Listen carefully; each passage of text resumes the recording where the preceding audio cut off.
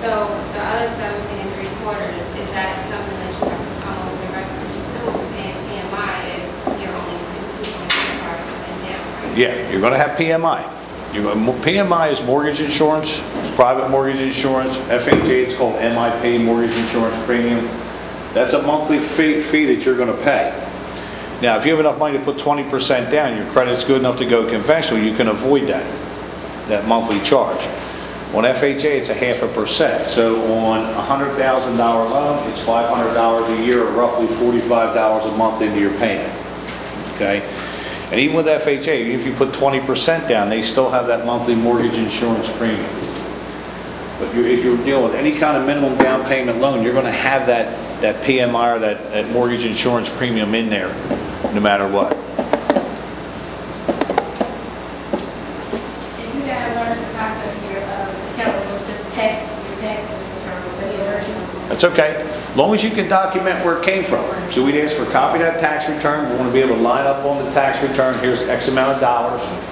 Now a lot of people, get the rapid refund or the H&R block or whatever it is.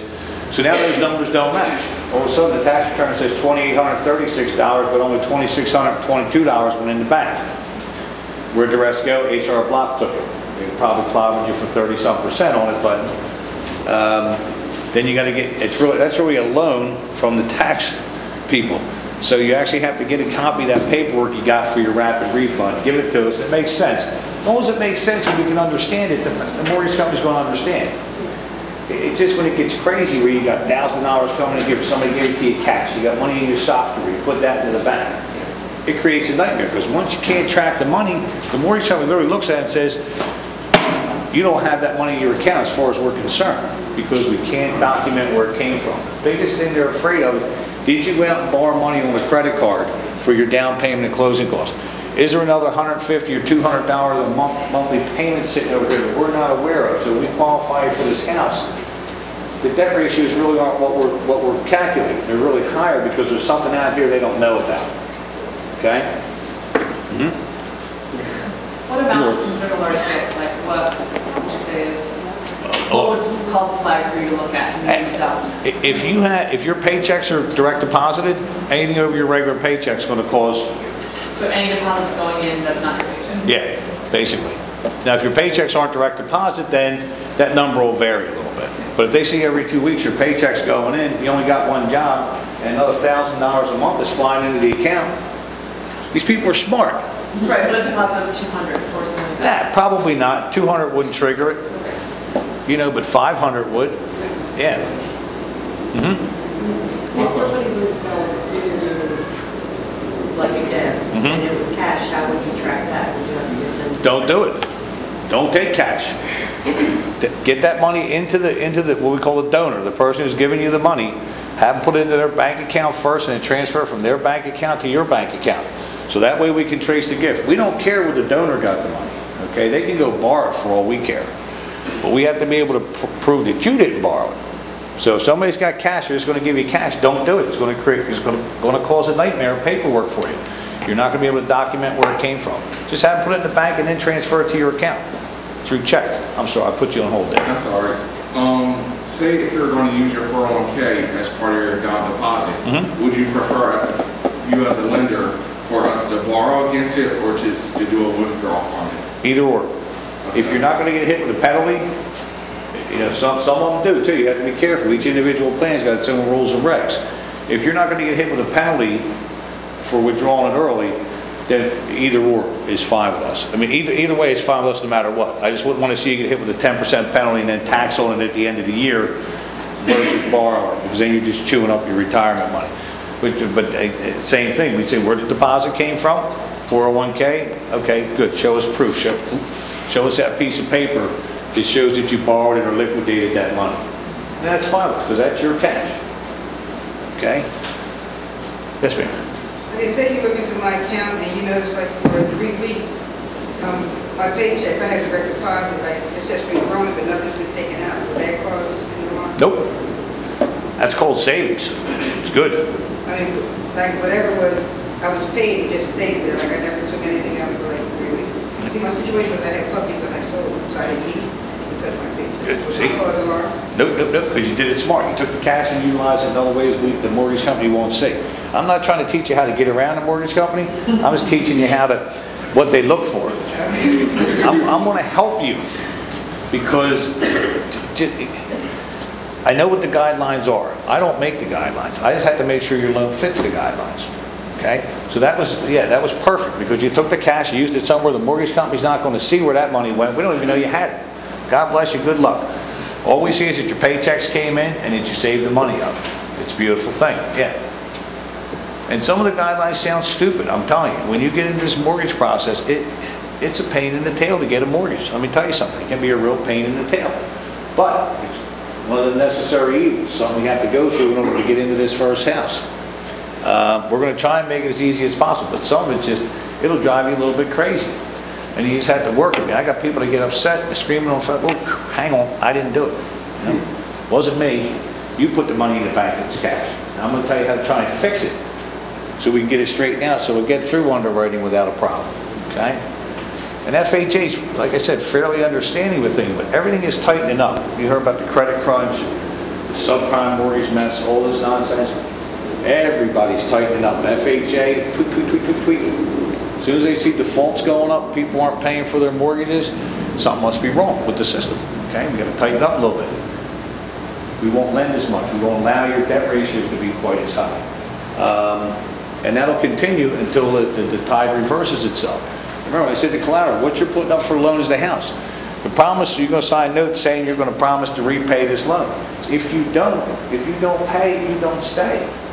I mean, unfortunately, they will come back, take that property back from you and sell it out from underneath you to try and get their money back. So, I mean, it's the real deal. You want to make sure you can afford it on a personal level. That's what Larry's here to tell you what you should be able to afford. The FHA guidelines are the same thing. We're roughly 30 to 41% of your income. 30% of your income, you shouldn't exceed that on just the housing payment itself. So if you're making $3 grand a month, you should be over about $900 to $1,000 maximum to still be comfortable. With all your other debt, you shouldn't be exceeding 41 to 43%. 41 is the program, so I'm going to say 41. Anything over that is trouble because it's been proven time and time again that that person's going to get into trouble. Okay? If we're taking 40% of your income for all your debt and everything else, the government's already taking 30% of your paycheck every week. Now we're up to 70%. You've only got 30% of your gross pay left to pay everything else. Your gas, your light bill, food. It's not a whole lot of money left to live on. Okay? Car insurance, and this is where people get into trouble. So, all right, any other questions? Okay, I'm about finished. If nobody has anything else, thanks very much for coming today. Appreciate it. Give me a call, see if we can get straightened out. All right, thanks. Looking at it was years ago that we started finding that there was a high concentration of predatory lending in Yaden. And we found that a lot of senior citizens were taken advantage of with shabby home repairs, with these bogus loans. And most of the people that were getting these loans actually own their homes. So this is how this booklet was created. And as you can understand, in light of what's going on to the market industry with the high foreclosure rate, this is so very important. Now, things have been changing, okay? But there are a lot of people out there trying to still get the last pennies they can get before the hammer falls on them, okay? So they haven't completely gone away, but there are some still predatory lenders out there, okay? So, but this is some information that, again, in light that we would like you to take with you, but also to pass on to somebody else that you may have know of, okay, that got into a situation that happened when we financed our home or anything like that. What's very important now is that the Attorney General is starting to prosecute lenders that do these types of practice, okay? So again, this is for your benefit and for other people that you may know of that got into some type of predatory loan. But I'm going to pass that on to Eileen. As Larry said, I'm Eileen Wells from Consumer Credit Counseling Service of Delaware Valley, where I've worked since 1989. I can't even do the math anymore on how many years that's been. I was a full-time certified credit counselor there until 2003, where I kind of retired, as I like to say, and moved on and started doing some other things. They love me so much, they kept me on to come out and do these workshops for groups like this, which I absolutely love, because as we go through this workshop, you'll see it's a lot of useful information that you'll be able to take with you. I moved on, I'm now a supervisor for the Department of Public Welfare. So that's my other interesting day job. Consumer Credit Counseling is a full service, as I like to say, debt management company. We cover a lot of different things. First-time homebuyer counseling we do. If you're delinquent on your rent or your mortgage, we do that. We will review your credit report for you. We'll do budgeting with you. But the big thing that we do is help people that have come into some situations that have caused them to fall behind on credit card bills.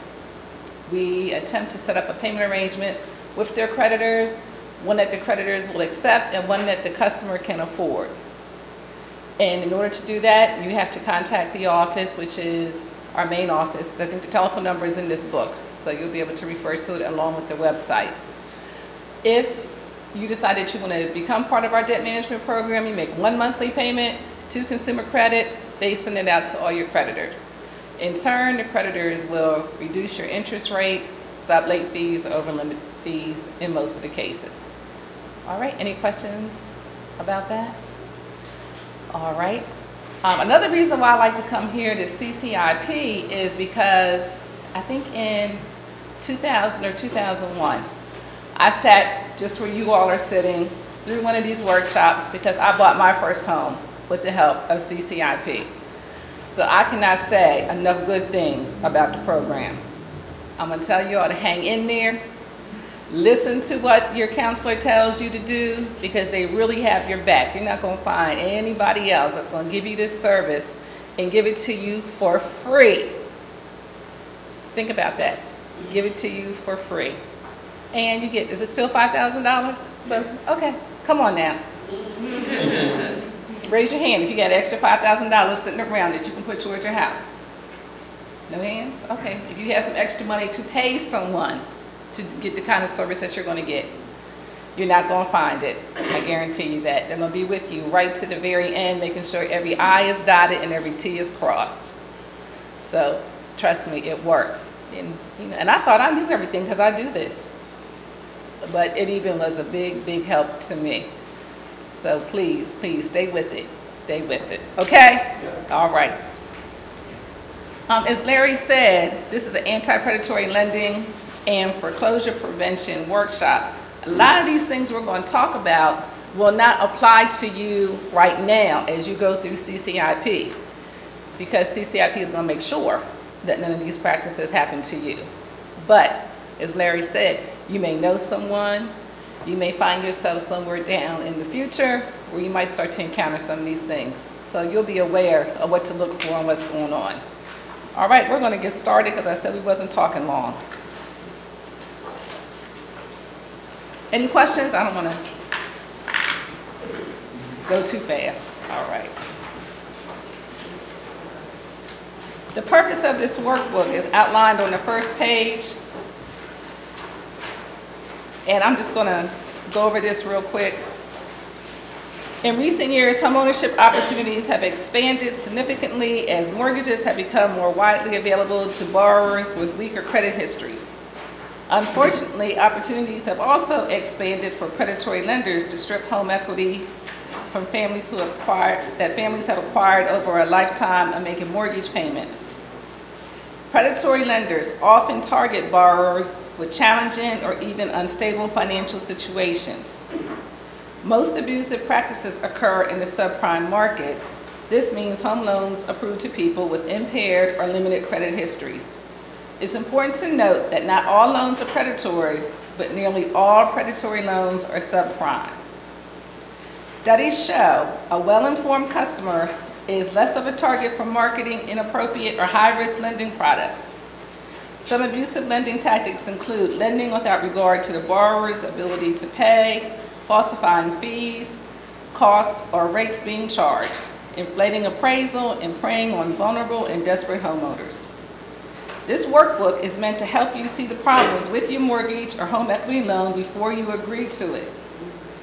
It does that by asking you to look at the documents from your loan and answer some questions about those documents. The workbook may also ask you to fill in some information. The workbook will help you the most if you take the time to answer all the questions and fill in the information.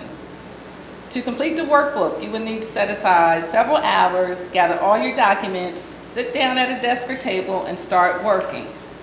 Yes, the workbook is hard. Yes, the workbook takes time, but the few hours you spend now can save you lots of trouble later. And it is a workbook. You don't have to work in it now, but it is a workbook. All right, here's some tips to help you protect your home. The first thing you want to do if you find yourself in a situation that you don't understand or it seems a little crazy, get help. There are a lot of housing and credit counselors who can help you decide whether a loan is right for you. If you look at the back of this booklet, you'll see the contact numbers. Trust your instincts. If something sounds too good to be true, what? It probably is. Many predatory lenders are slick salesmen, they're fast talkers, and they know how to talk. They know what to say and how to say it. They don't always tell you the whole truth. So if the deal doesn't sound right, don't do it. You want to make sure you ask questions and demand answers. A predatory lender will try to fool you by making the loan confusing. If you don't understand something, ask, demand an answer. Again, I go back to number one, get help from someone that may have a better understanding of what they're talking about than you do. Read everything. A lot of people don't read, we just sign because we trust what the people are telling us is the truth. So they're saying one thing, but you're signing your name that says something else. What's going to hold up if there were any kind of legal action taken? What you signed is going to be what holds up. So you want to get all your loan documents before the closing. Don't sign anything that you have not read. If there's anything that's incorrect, make sure it is corrected. If you're confused about something, get it straightened out. If you need someone to translate it, go to a housing counseling agency. Number 5, don't fall for a bait and switch. If what you read in your loan papers is not what you wanted or expected or agreed to, don't sign it. Sometimes you have to walk away. Don't sign it. Shop around. There's a lot of places now in this information age that we're living in. There's a lot of ways for you to shop around, compare rates, fees, and get as much information as you can to know if what you're getting is a good deal. And take your time. Don't go out today and decide that you're going to find a loan tomorrow. Take your time, because if we rush, that's usually where we make a lot of our mistakes. Number 8, don't be afraid to say no. Don't let someone talk you into something that you really don't want or need. It's okay to change your mind. This is your money. So don't be afraid to do that.